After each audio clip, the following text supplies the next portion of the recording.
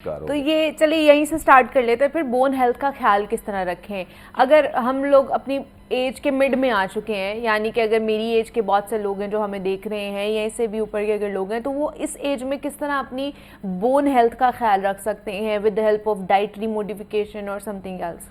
देखिए, यहाँ पे एक नंबर हमें याद रखने की ज़रूरत है।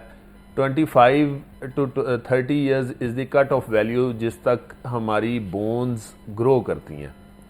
आफ्टर 30 ईयर्स हमारी बोन्स की ग्रोथ उस तरह से नहीं होती, बोन का स्टॉक, बोन का मैस उस तरह से नहीं डेवलप होता जो हमारा इनिशियल 30 ईयर्स में डेवलप होता है।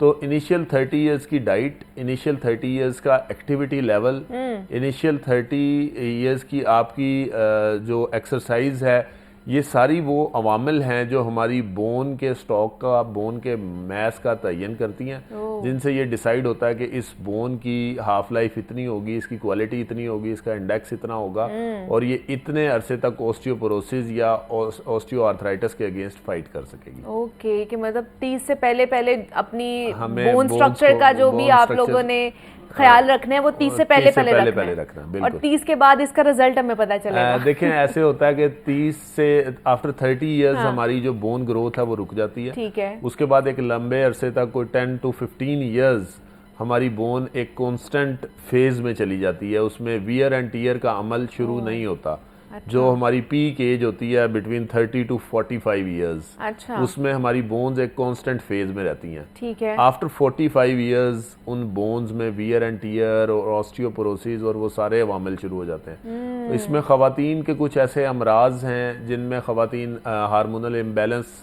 से गुजरती हैं, तो उसमें कुछ स्पेसिफिक डिजीज़ हैं जिसमें ऑस्टियोपोरोसिस वक्त से पहले आ जाता है। अदरवाइज अगर नॉर्मल इंसान में ऑस्टियोपोरोसिस की हम एस्टिमेटेड टाइम बताएं तो वो after 45 after 50 years of age आना चाहिए। तो कुछ ऐसे अमराज हैं जो कि आपको अर्ली भी ऑस्टियोपोरोसिस जो है वो एड्रेस कर सकते हैं। अच्छा, ये इसकी कितनी, आर्थराइटिस की कितनी स्टेजेस हैं? देखें, किसी भी जोड़ को जब हम आर्थराइटिस